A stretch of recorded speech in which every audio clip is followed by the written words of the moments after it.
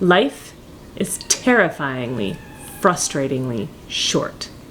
We only get about 80 years, and broken down, that's about 4,000 weeks.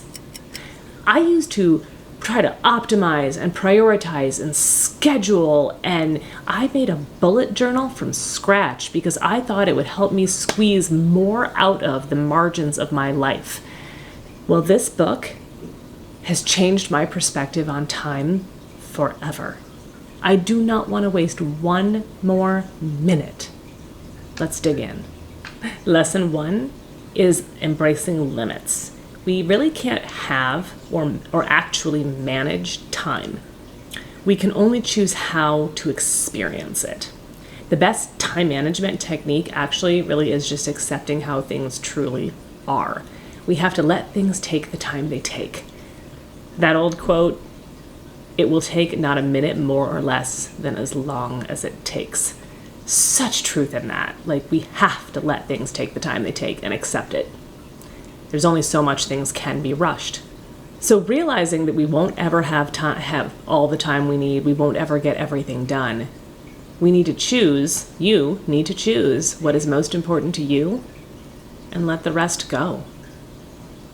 Lesson 2 is the efficiency trap. It is frustrating, maddeningly frustrating, that the more efficient we get at doing a certain task, the more tasks or more of even that task we end up doing. Take email, for example.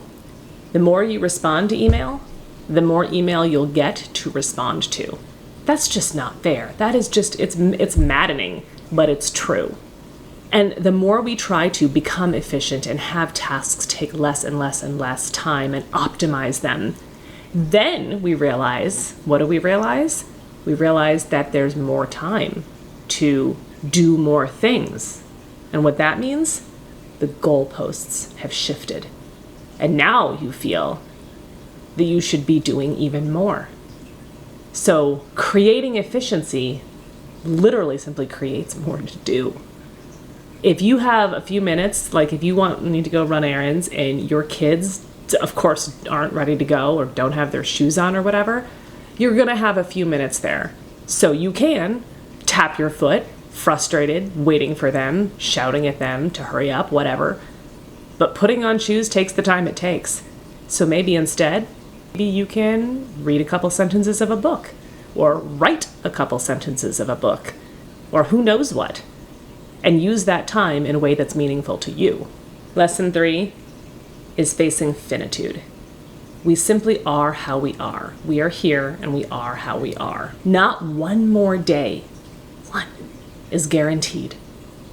Yesterday's gone. It's in the past. We don't have control over that. It's already done. And tomorrow may not come. We don't actually know.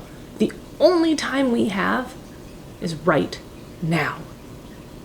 So let's do with it what is most meaningful to us. We can plan all we want, but the future is under no obligation to comply.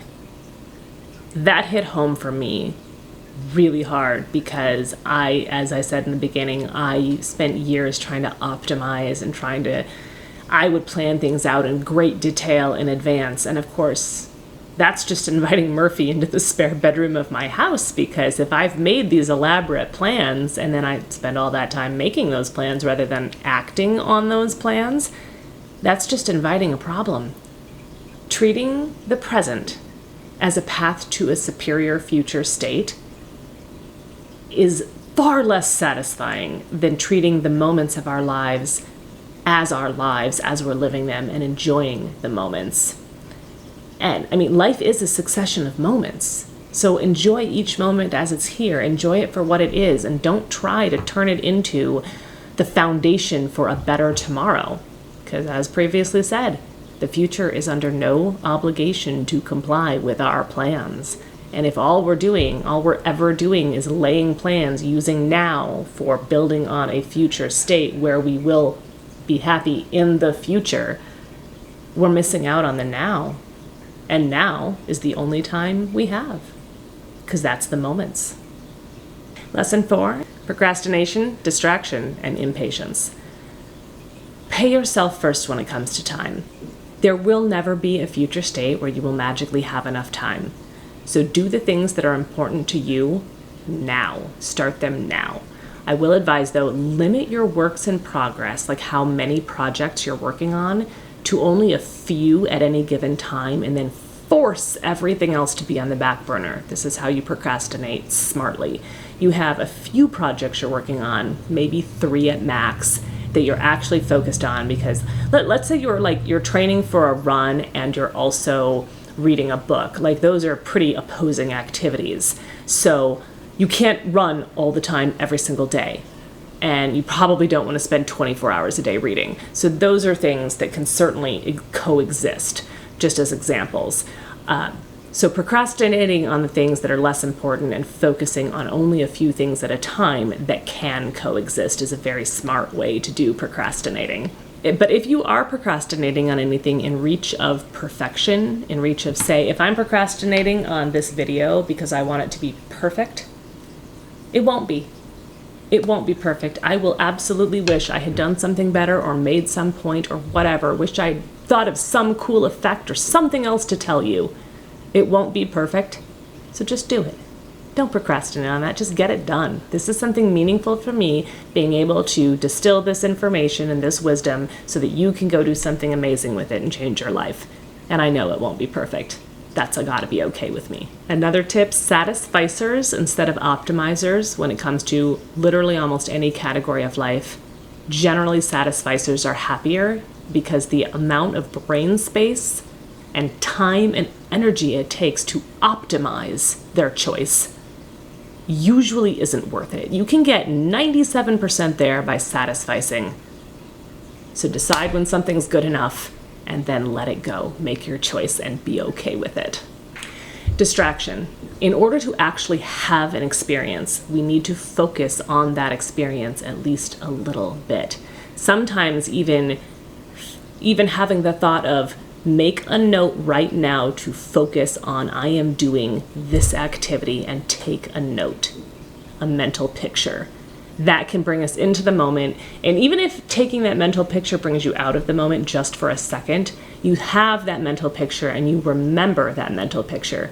Example for me is when my younger son was maybe a year and a half old, I picked him up as we walked to the car, and he giggled at me and he said, "I want to kiss you." And so I said, "Okay." And I remember that because I knew in that moment I was going to want to remember that moment.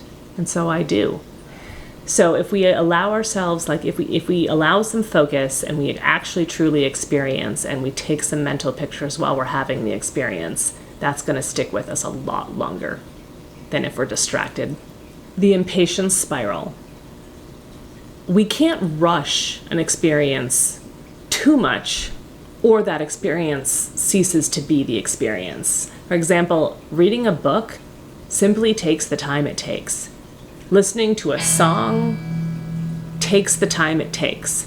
And if we try to rush through those things, if we try to speed read our way through that book, depends on what the book is, I suppose, but maybe you want to experience and immerse yourself in that book and you're not worried about reading it as fast as humanly possible. Maybe you want to just exist in that book for a little bit and be in that mental world. And if you try to rush that experience with impatience because you want to know what happens and you want to get to the end, it really does rob the experience of the experience. There's only so much we can rush anything and still have the experience. And an amazing thing that happens when we don't rush and we allow things to take the time they take, we get this superpower called patience. Lesson 5 is rediscovering rest.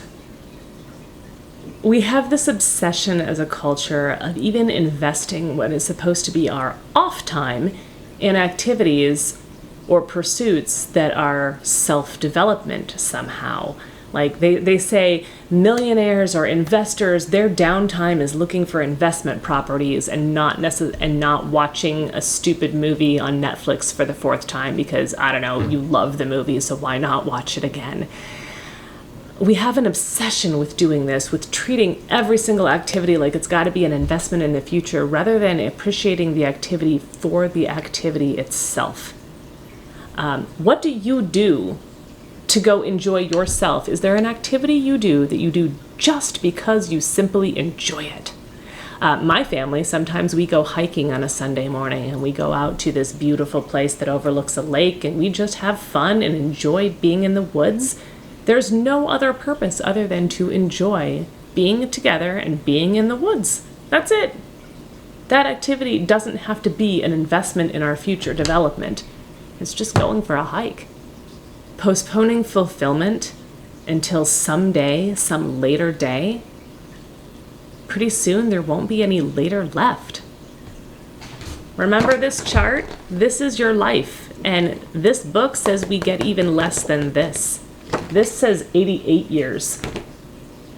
The average lifespan is not even that long. So at some point there won't be a later.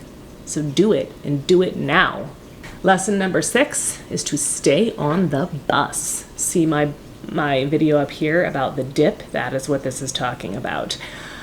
So what he means in this chapter is, let's say you start, he uses the example, I believe, of painting or photography, some kind of art, where you start copying an artist, and then you start emulating an artist, and then you get down the road on the bus, and you're having fun and you're producing work, and then someone says, well, your work looks just like this other person's work. And so rather than keeping going, you then go back to the beginning and you study something new, and then you go down the road again, and the same thing happens. Well, your work looks just like this other person's work. So the cure for this is to make it through the dip. Stay on the bus. Keep doing what you're doing. Keep copying and emulating. See, steal like an artist up here. We copy, then we emulate, and then it becomes our own. And so if we make it through the dip and we get to the other side and we stick with what we're doing, we get to become exceptional in the thing we're doing. We're not derivative anymore. Once you're emulating, you're already making something your own. And at some point, then that just becomes your own style of whatever this art is of yours. Lesson 7 is the cosmic insignificance theory. Big news here. The universe doesn't give a hoot about you. You're not going to make a dent in the universe. Steve Jobs even said, most likely you're not going to make a dent in the universe. And apart from that sentence, even he didn't make a dent in the universe. So the universe and other people, nobody cares what you're doing.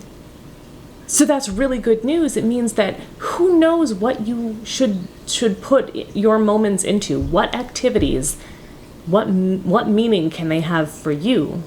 Because other people are off doing their own thing. They don't really care what you're up to most of the time, unless you tell them. That's great. Share your life, share your moments. But how much do you care what anyone else is doing? Like, in a positive way, like, how much does that concern you? The universe isn't concerned with what you're doing. So you should just go do the things you want to do and make every moment in your life count in a way you want it to count. So today, at least, there may not be a single other thing you need to do to justify your existence. Thank you so much for watching. If you got one thing out of this video, please hit the like button. If you got 2 things, consider subscribing for more awesomeness. And for a deep dive on how to make it through the dip and become amazing and be exceptional on the other side with something you love, check out this video here, and I'll see you there. Keep being amazing.